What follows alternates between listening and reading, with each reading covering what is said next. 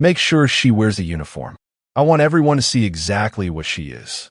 Vanessa Whitmore's voice dripped with malicious satisfaction as she handed the cream-colored invitation to her personal assistant. The envelope was embossed with gold lettering, identical to the ones being sent to Manhattan's elite for the Whitmore Industries annual gala. Except this one had a very different purpose. "Mrs. Whitmore, are you sure this is—" The assistant hesitated, her face pale. "Did I stutter, Rebecca?" Vanessa turned, her ice blue eyes narrowing. "I said send it. To that cleaning woman. The one who had the audacity to correct me last week." Rebecca swallowed hard. "Yes, ma'am. And make sure the security team knows she's coming. I want them to let her in, just far enough to humiliate herself before they escort her out." Vanessa's lips curled into a smile that didn't reach her eyes. "It'll be the entertainment of the evening." She turned back to the mirror, adjusting the diamond necklace that cost more than most people's houses. Behind her, Rebecca clutched the invitation with trembling hands and wondered, not for the first time, how she had ended up working for a monster. Now, before we go any further, if you're already feeling that tension, that anticipation of what's about to unfold, hit that subscribe button right now. This story is about to flip everything on its head. And drop a comment. Tell me what you think is going to happen when this cleaning lady shows up. Trust me, you won't guess it. 1 week earlier, Grace Okonkwo pushed her cleaning cart down the 47th floor of Whitmore Tower, her movements efficient and practiced. She had been working the night shift at the building for 3 months now, learning its rhythms, its secrets, its people. Especially its people. At 52 years old, Grace had seen enough of the world to recognize cruelty when she encountered it. She had also seen enough to know that the most powerful lessons often came wrapped in the most unexpected packages. Tonight, however, she was simply tired. Her feet ached from 8 hours of scrubbing floors and emptying trash cans. Her back protested every time she bent to clean beneath a desk. And her heart carried a weight that no amount of physical labor could lift. She was thinking about her daughter, Amara, when she heard the voices. Completely unacceptable. Do you have any idea how much that deal was worth? Grace paused outside the corner office, the CEO's office, where the door had been left slightly ajar. She knew she should move on, should pretend she heard nothing, but something in the woman's voice made her freeze. It was worth $400 million, Richard. $400 million. And you let it slip through your fingers because you were too busy flirting with that secretary to read the contract properly. Vanessa, lower your voice. Don't you dare tell me to lower my voice. I'm the reason this company exists. My father's money built this empire, and I will not watch you destroy it because you can't keep your hands to yourself. Grace should have walked away. She knew that, but she also knew something the Whitmores didn't. Something about that $400 million deal they had just lost. She knew exactly where it was going instead. The doors suddenly swung open, and Grace found herself face to face with Vanessa Whitmore. For a moment, neither woman spoke. Vanessa's eyes, cold, calculating, accustomed to looking through people rather than at them, swept over Grace's cleaning uniform, her dark skin, her calloused hands gripping the cart. "What are you doing here?" Grace kept her expression neutral. "Cleaning, Mom. I apologize for the interruption. I'll come back later." "You were eavesdropping." Vanessa's voice sharpened. "You were standing out here listening to our private conversation." "I was simply doing my job. Your job is to clean, not to spy." Vanessa stepped closer, her heels clicking against the marble floor. "Do you have any idea who I am? I could have you fired with a single phone call. I can make sure you never work in this city again." Grace met her gaze steadily. "I meant no disrespect, Mrs. Whitmore." "Mrs. Whitmore." Vanessa laughed, a sharp, cruel sound. "At least you know your place." She looked Grace up and down with undisguised contempt. "What's your name?" "Grace. Grace." Vanessa repeated the name like it tasted sour. "Well, Grace, let me give you some advice. People like you—" She gestured vaguely at Grace's uniform, her skin, her entire existence. "Don't belong on this floor. You don't belong anywhere near important conversations. Your job is to empty trash cans and scrub toilets, not to lurk outside offices where your betters are conducting business." Grace said nothing. Do you understand me? Perfect, Mom. Vanessa stared at her for a long moment, searching for defiance, for anger, for anything she could use as an excuse to destroy this woman who had witnessed her private humiliation. But Grace's face remained calm, almost serene. It infuriated Vanessa more than any argument could have. "Get out of my sight," she snapped. "And if I ever see you on this floor again, you'll be out on the street before sunrise." Grace inclined her head slightly and pushed her cart toward the elevator, leaving Vanessa standing in the hallway, chest heaving with displaced rage. But just before the elevator doors closed, Vanessa could have sworn she saw something flicker across the cleaning woman's face. Something that looked almost like a smile. That night, in a penthouse apartment on the Upper East Side, Grace Okonkwo stood at a floor-to-ceiling window and looked out at the Manhattan skyline. She was no longer wearing the cleaning uniform. Instead, she wore a silk robe that cost more than most people's monthly rent, and in her hand was a glass of wine that came from a bottle worth several $1,000s. "Mother, you're doing it again." Grace turned to see her daughter, Amara, standing in the doorway. At 28, Amara was everything Grace had hoped she would become. Brilliant, accomplished, and possessed of a quiet strength that reminded Grace of her own mother. "Doing what?" Grace asked innocently, standing at the window like a supervillain plotting world domination. Amara crossed the room and took the wine glass from her mother's hand. "How was tonight?" "Educational. You found what you were looking for?" Grace's expression grew serious. "I found exactly what I expected to find. Richard Whitmore is incompetent, his wife is cruel, and their company is hemorrhaging money because they've surrounded themselves with yes-men who are too afraid to tell them the truth. So we pull out of the deal?" "Not yet." Grace took back her wine glass. "First, I want to see how they treat people when they think no one important is watching. Anyone can be charming to investors and board members. The true measure of a person's character is how they treat those they perceive as beneath them." Amara studied her mother's face. "What did she do to you?" Grace was quiet for a moment, remembering Vanessa's contemptuous stare, her dismissive words, the casual cruelty with which she had reduced a human being to nothing more than a uniform and a skin color. "Nothing I haven't experienced before," she said finally, "but it confirmed what I suspected. Whitmore Industries isn't just a bad investment. It's a company with rot at its very core." "Then why are you still smiling?" Grace's lips curved upward. "Because, my darling, Mrs. Vanessa Whitmore just made a very serious mistake. And I think it's time she learned exactly how serious." She pulled an envelope from her robe pocket, cream-colored, embossed with gold lettering. "An invitation to the Whitmore Industries annual gala. She wants entertainment?" Grace's eyes glittered with something that looked almost like anticipation. "I'll give her a show she'll never forget." The morning after the hallway confrontation, Vanessa Whitmore woke with a plan. She had spent the night seething, unable to shake the image of that cleaning woman's calm face, the way she had stood there, absorbing Vanessa's insults without flinching, the way she had looked at Vanessa with something that felt almost like pity. No one pitied Vanessa Whitmore. She was the queen of Manhattan society. Her father had been one of the wealthiest men in America before his death, leaving his fortune to her and her alone. She had married Richard Whitmore not for love, God, no, but for the merger of their families' empires. Together, they controlled billions in assets, employed thousands of people, and wielded influence that could make or break careers with a single phone call. And yet, there had been something in that cleaning woman's eyes, something that made Vanessa feel for the first time in years small. She couldn't allow that. The plan came to her over breakfast, petty, cruel, and perfect. She would invite the cleaning woman to the gala. Not as a guest, of course, that would be absurd, but as a joke, a source of entertainment for the evening. She would have her arrive in her uniform, stand among Manhattan's elite, and realize exactly how out of place she was.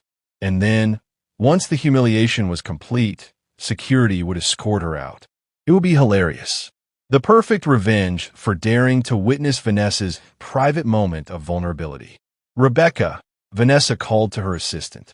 "I have a special task for you." The invitation arrived at Grace's apartment 3 days before the gala.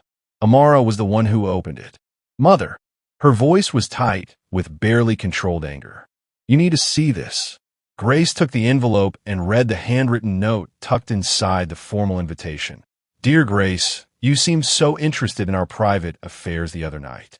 I thought you might enjoy seeing how the other half lives, up close and personal. Please wear your uniform. I insist. Warmest regards, Mrs. Vanessa Whitmore. Amara's hands were shaking.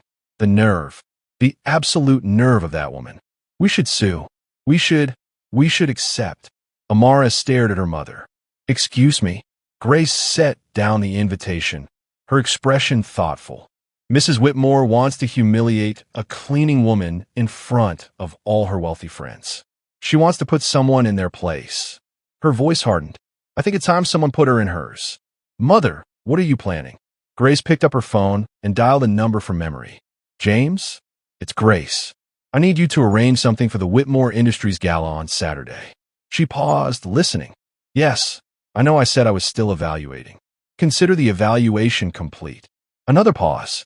Full disclosure. Right there, in front of everyone. And make sure the press is present. Her smile widened. Mrs. Whitmore wants a show? Let's give her one she'll remember for the rest of her life. She hung up and looked at her daughter. Amara, darling, would you help me pick out something to wear? I'm thinking. Her eyes glittered with anticipation. Something that will make a statement. And that's the end of part 1. Now, I know you're dying to see what happens at this gala. If you haven't subscribed yet, now is the time. Hit that button, turn on notifications, and drop a comment telling me how you think Vanessa is going to react when she realizes who Grace really is. Let's continue. She's actually here. Oh my God, she's actually here.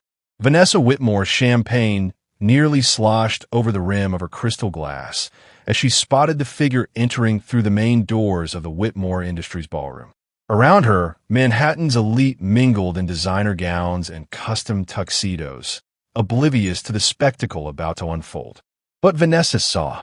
There she was, the cleaning woman from the 47th floor, walking into the most exclusive event of the social season, wearing her uniform, just as Vanessa had instructed. Richard. Vanessa grabbed her husband's arm. Look, she actually came. Richard Whitmore, 3 drinks deep and thoroughly uninterested in his wife's latest scheme, barely glanced toward the entrance. Who? The cleaning woman. The one I told you about. The one who was eavesdropping on our conversation last week. Vanessa's voice bubbled with malicious glee. I invited her as a joke. I never actually thought she'd show up. You invited a cleaning lady to our gala? Richard's brow furrowed. Vanessa, what the hell is wrong with you?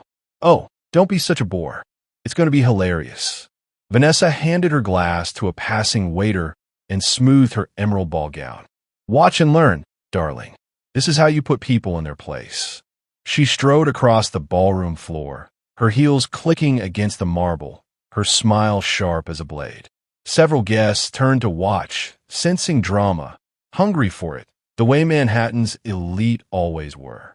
Grace stood just inside the entrance, her cleaning uniform crisp and pressed, her hands clasped in front of her. She looked calm, almost peaceful, as if she were waiting for something. Well. Vanessa stopped directly in front of her, making sure her voice carried to the nearby guests. You actually came. I have to admit, I'm impressed. Most people in your position would have too much pride to show up looking like the help. A small crowd began to gather. Phones appeared. This was exactly what Vanessa wanted. I received your invitation, Mrs. Whitmore, Grace said quietly. It would have been rude to decline. Oh, I'm sure etiquette is very important in your world. Vanessa looked around at the assembled guests, making sure they were watching. Ladies and gentlemen, I'd like you to meet Grace. She's one of the cleaning staff at Whitmore Tower.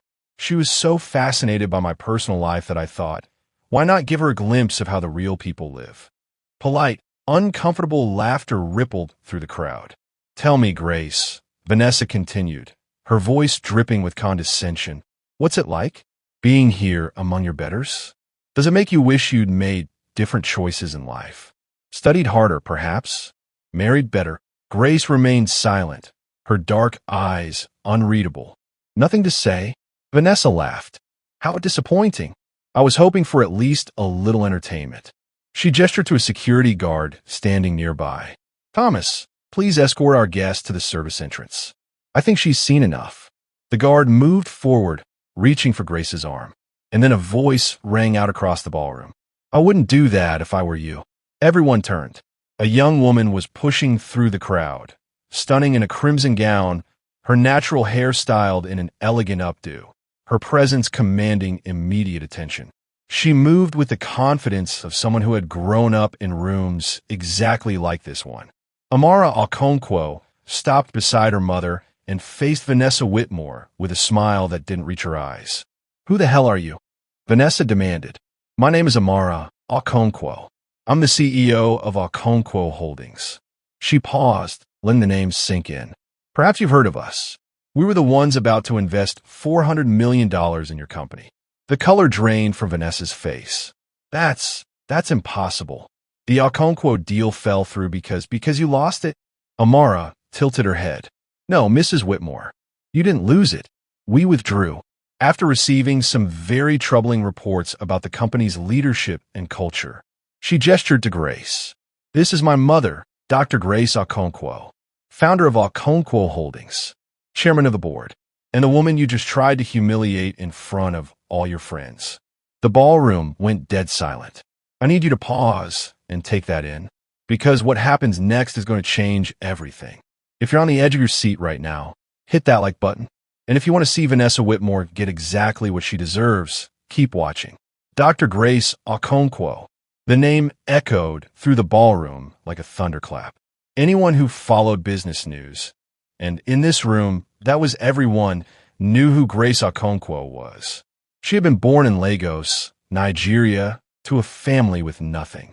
She had won a scholarship to MIT at 16, earned her doctorate in engineering by 23, and started her first company in a garage with nothing but a brilliant idea and an iron will.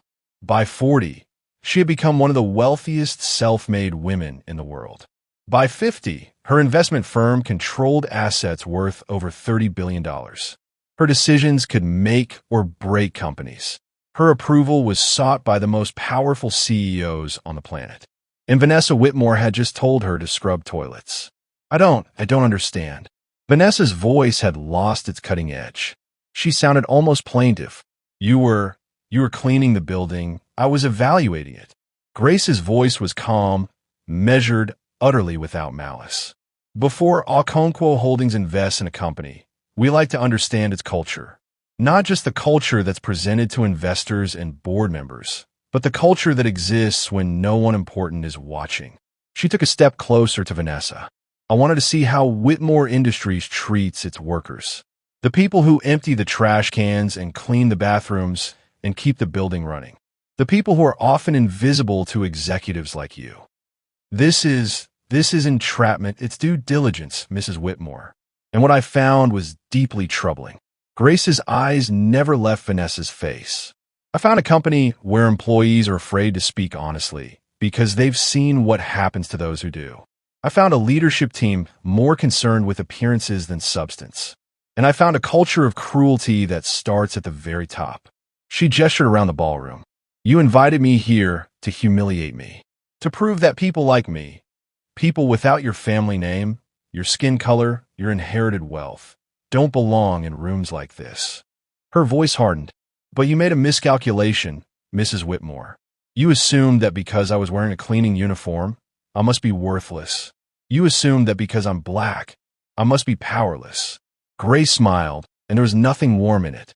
You assumed wrong. Richard Whitmore pushed through the crowd, his face pale and sweating.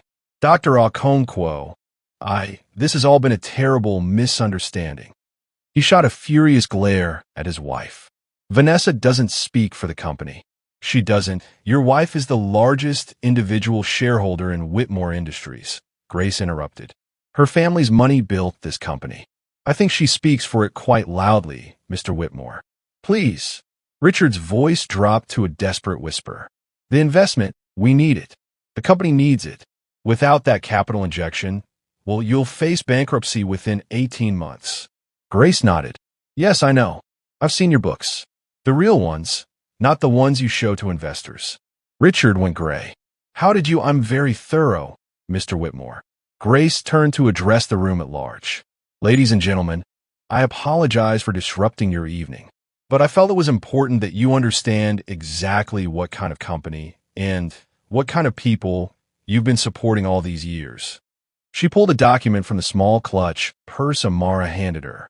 This is a report prepared by my team over the past 3 months. It documents systematic wage theft affecting your lowest paid employees.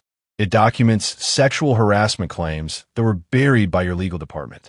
It documents safety violations that have been ignored for years. She let the pages fall to the floor one by one. And it documents the personal conduct of your company's leadership, including Mrs. Whitmore's pattern of bullying and abuse towards service staff, most of whom are people of color who feel they have no recourse because they're afraid of losing their jobs.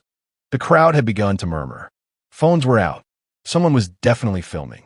None of this is true, Vanessa sputtered. She's making it up. I'm happy to provide documentation to anyone who's interested. Grace's voice cut through Vanessa's protests like a knife through silk, including the several journalists I invited here this evening. She gestured toward the back of the room, where a group of people with press badges had materialized. I believe you'll find their coverage very thorough. The next hour was chaos. Guests fled. Reporters swarmed. Security tried and failed to restore order. And through it all, Vanessa Whitmore stood frozen in the center of the ballroom, watching her carefully constructed world collapse around her. Richard had disappeared, presumably to call lawyers, damage control specialists, anyone who might be able to contain the catastrophe. The board members who had been schmoozing at the bar were now huddled in corners, making panicked phone calls. And Grace Okonkwo walked calmly through the chaos, accepting the awed congratulations of the few guests brave enough to approach her. Dr. Okonkwo, a young woman in a server's uniform, appeared at her elbow, eyes wide. I wanted to say, I work here, at the building. I've been working the night shift for 2 years, and everything you said was true. Grace turned to look at her, really look at her the way so few people in this room ever would. What's your name? Maria. Maria Santos. Maria. Grace took her hand. What happened tonight wasn't really about Vanessa Whitmore. It wasn't even about Whitmore Industries. It was about all of you, the workers who keep companies like this running while being treated like you're invisible. She pressed a business card into Maria's palm. My company is always looking for good people. If you ever want to change, call that number. Ask for Amara. She'll take care of you. Maria's eyes filled with tears. Thank you. No one's ever, I know. Grace squeezed her hand gently. That's exactly the problem. Vanessa finally found her voice as Grace was leaving. You can't do this. She stumbled across the ballroom, her perfect hair disheveled, her mascara smearing. Do you have any idea who my family is? Do you have any idea what we can do to you? Grace stopped and turned. Your family, Mrs. Whitmore, built their fortune on the labor of people they considered beneath them. Your grandfather made his money from factories where workers died from preventable accidents. Your father expanded the empire by crushing unions and threatening anyone who tried to organize for better conditions. She stepped closer. And you're the culmination of generations of cruelty. You've never worked a day in your life, never struggled, never known what it means to be treated as less than human. So you treat others that way, because it's the only way you know how to feel powerful. Vanessa's mouth opened and closed, but no words came out. I worked my way up from nothing, Grace continued. I cleaned houses to pay for my education. I scrubbed floors and emptied trash cans just like the workers you look down on. And I built a company that treats every single employee, from the CEO to the janitor, with dignity and respect. Her voice hardened. You wanted to humiliate me tonight. You wanted to prove that I don't belong in rooms like this. But you're the one who doesn't belong, Mrs. Whitmore. Not because of your family or your money, but because of who you are as a human being. She turned and walked away, Amara falling in a step beside her. Behind them, Vanessa Whitmore sank to her knees on the ballroom floor, surrounded by the wreckage of her reputation, and wept. Drop a comment telling me what you think Vanessa deserves, and subscribe if you haven't. Let's finish this story. Whitmore Industries stock down 47% in early trading. The headline blazed across every financial news channel in the country. Social media was on fire. The video from the gala, multiple angles, captured by phones and professional cameras alike, had gone viral overnight, viewed over 30 million times and counting. Grace Okonkwo trended worldwide. But she wasn't watching the news. She was sitting in her study, looking at a photograph she kept locked in her desk drawer. A photograph of a young woman, dark-skinned, bright-eyed, wearing a maid's uniform and holding a baby in her arms. Her mother, holding Grace, 3 months old, in a house where she worked as domestic help. Mom. Grace looked up to find Amara standing in the doorway. The press is outside. They want a statement. James has been fielding calls all morning. Every major network wants an interview. Amara paused, studying her mother's face. Are you okay? Grace set down the photograph. I was thinking about your grandmother. Amara crossed the room and sat beside her. The one you never talk about. Her name was Adiz. She was brilliant. Could have been anything she wanted, but she was born in the wrong time, in the wrong place, to the wrong family. So she cleaned houses for rich people who never learned her name. Grace's voice was steady, but her eyes glistened. She died when I was 17, collapsed in a client's kitchen from exhaustion. She'd been working 16-hour days because the family had threatened to fire her if she took time off to see a doctor. Amara took her mother's hand. No one came to her funeral except me, Grace continued. None of the people whose homes she had cleaned for decades. None of the children she had helped raise while their parents were too busy being important. She died invisible, Amara, just like she lived. She looked at the photograph again. That's why I do what I do. That's why I couldn't let Vanessa Whitmore get away with what she planned. Because every time someone like her treats a worker like they're nothing, they're treating my mother like she was nothing. Amara leaned her head on her mother's shoulder. Grandma will be proud of you. I hope so. Grace closed the drawer and stood. Now, let's go talk to those reporters. The press conference was held in the lobby of Okonkwo Holdings headquarters, a sleek, modern building in Midtown Manhattan where every employee, from the executives to the maintenance staff, wore the same identification badge. Grace stood at the podium, Amara beside her, facing a wall of cameras and microphones. Ladies and gentlemen, thank you for coming. I'll keep this brief, because I believe the events of last night speak for themselves. She paused, collecting her thoughts. For the past 3 months, I've been working undercover as a cleaning woman at Whitmore Tower. This wasn't a stunt or a trick. It was an evaluation. Before Okonkwo Holdings invests in any company, we conduct thorough due diligence. And part of that process involves understanding how a company treats its most vulnerable workers. A reporter shouted a question. Dr. Okonkwo, did you anticipate that Mrs. Whitmore would react the way she did? I anticipated that whoever was in charge would eventually reveal their true character. What I didn't anticipate was being invited to a gala specifically to be humiliated. Grace's expression remained calm. Mrs. Whitmore's behavior last night wasn't an aberration. It was a reflection of the culture she and her husband have created at Whitmore Industries, a culture of contempt for workers, particularly those who are women, people of color, or immigrants. Another reporter. Will Okonkwo Holdings be investing in Whitmore Industries? No. The word was simple and final. We will not be investing in a company whose leadership has demonstrated such profound disrespect for basic human dignity. Furthermore, we will be using a portion of our investment fund to establish a new initiative, the Adiz Foundation, to support workers' rights and combat workplace discrimination. Murmurs rippled through the press corps. The foundation will provide legal assistance to workers facing harassment or discrimination. It will fund training programs for career advancement, and it will name and shame companies that treat their employees as less than human. Grace looked directly into the cameras. To the workers out there who feel invisible, who are treated like you don't matter because of your job title or the color of your skin or where you were born, I want you to know you matter. Your work matters, and there are people fighting for you. She paused. Any other questions? A young reporter raised her hand. Dr. Okonkwo, what do you say to critics who argue that your actions were designed to destroy Whitmore Industries and eliminate a competitor? Grace smiled slightly. Whitmore Industries was destroying itself long before I came along. The wage theft, the safety violations, the harassment, none of that was caused by me. I simply brought it to light. She leaned into the microphone.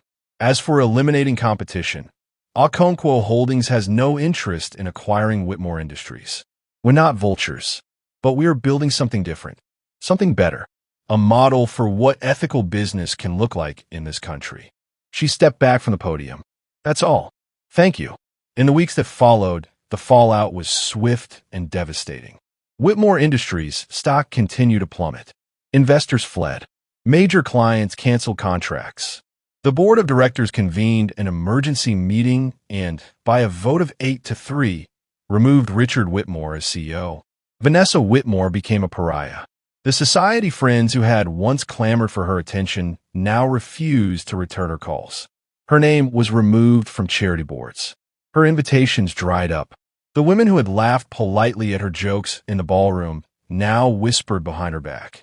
And the workers, the cleaners and security guards and cafeteria staff, who had been invisible for so long, began to speak. Story after story emerged. Years of humiliation, abuse, and exploitation at the hands of the Whitmore family and their senior executives. The documentation Grace had collected was just the beginning. Once the floodgates opened, the testimony was overwhelming. Federal investigators launched an inquiry into wage theft. State labor officials began inspections. Class action lawsuits were filed, and Maria Santos, the young server who had approached Grace at the Gala, became one of the lead plaintiffs, her face on the news as she described years of being harassed and underpaid.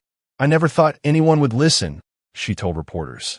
I never thought anyone would care about people like us. But Dr. Okonkwo showed me that we don't have to be invisible. We don't have to accept being treated like we're nothing. She smiled through her tears. She gave us hope. 3 months after the Gala, Grace received an unexpected visitor. She was in her office when Rebecca, Vanessa Whitmore's former assistant, was announced. Dr. Okonkwo.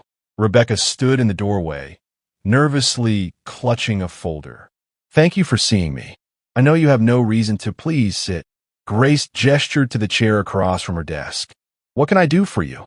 Rebecca sat, her hands trembling. I worked for Mrs. Whitmore for 5 years. I saw everything, the way she treated people, the things she did, the workers she terrorized. And I never said anything. Her voice cracked. I was afraid. I needed the job. I had student loans and rent, and she shook her head.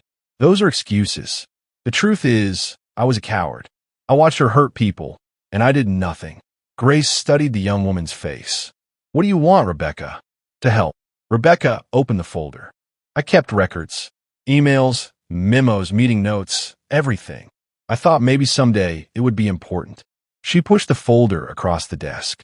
There's information in here that even your investigators didn't find. Information about payoffs to regulators, about accidents that were covered up, about, she stopped, her eyes filling with tears, about a worker who died 3 years ago in a warehouse accident. His name was James Carter. The company paid off his family to stay quiet, but the truth is the accident was preventable. The safety equipment was defective, and the executives knew. Grace took the folder, her expression grave. Why are you bringing this to me now? Because of what you said at the Gala. Rebecca's voice steadied. About treating people with dignity. About seeing them as human beings. She looked directly at Grace. For 5 years, I pretended the people Mrs. Whitmore hurt weren't my problem. I told myself that I was just doing my job. But there's no such thing as just doing your job when your job requires you to be complicit in cruelty. She stood. I'm not asking for forgiveness. I know I don't deserve it.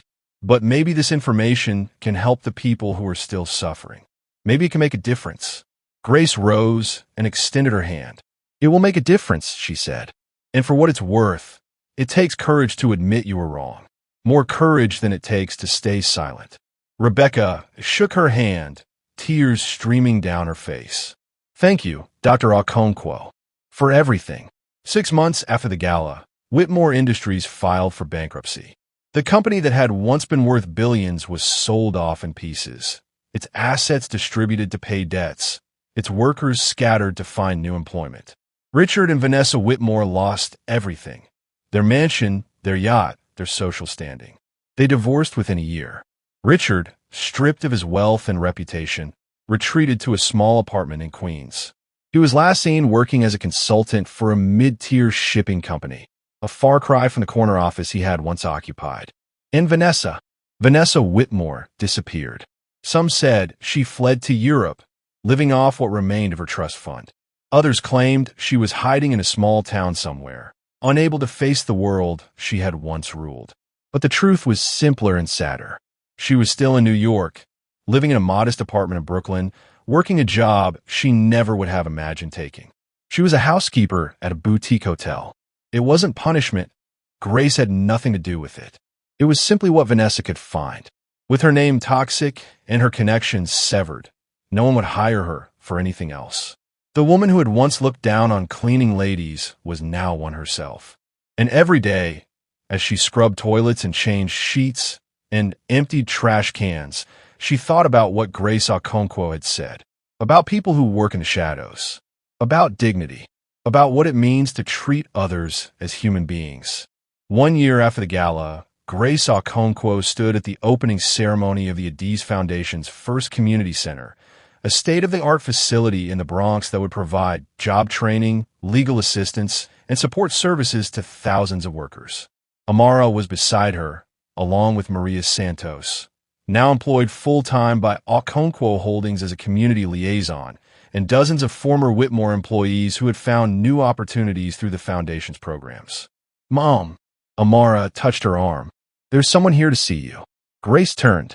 A woman stood at the edge of the crowd, wearing a simple dress and no jewelry, her blonde hair pulled back in a plain ponytail. She looked older than she had a year ago, worn down, humbled, almost unrecognizable. Vanessa Whitmore. The crowd parted as Grace approached her. "Mrs. Whitmore." Grace's voice was neutral. "I'm surprised to see you here." Vanessa couldn't meet her eyes. I don't know why I came. Her voice broke. "I needed you to know that I'm sorry. For everything. For the way I treated you. For the way I treated everyone. I'm not the one you should be apologizing to." Vanessa nodded slowly. "I know. I've been trying. The people who work for me, the ones I hurt, I've been writing letters, making calls, trying to—" She shook her head. "Most of them won't respond. I don't blame them." She finally looked up, and her eyes were raw with tears. "I was raised to believe that some people were worth more than others. That money and family name and in skin color determined your value as a human being. I never questioned it. I never even thought about it." She took a shaky breath. "But working as a cleaner, seeing how people look through you, dismiss you, treat you like you're nothing, I finally understand. I finally understand what I did to you. What I did to all of them." Grace studied her face for a long moment. "Understanding isn't enough, Mrs. Whitmore. Understanding is just the beginning." "I know." Vanessa wiped her tears. "That's why I'm here. I want to help. I want to do something, anything, to make up for what I did. You can't make up for it." Grace's voice was firm but not unkind. "You can't erase decades of cruelty with volunteer hours, but you can choose to be different. You can choose to see people, really see them, for the rest of your life." She turned and gestured to the community center behind her. "If you really want to help, we always need volunteers. People who are willing to do the unglamorous work, cleaning, organizing, whatever needs to be done."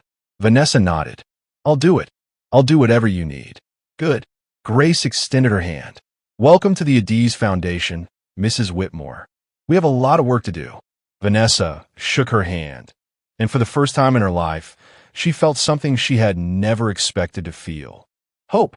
That evening, after the ceremony was over and the crowds had dispersed, Grace stood alone on the rooftop of the community center, looking out at the city she had conquered. Amara found her there.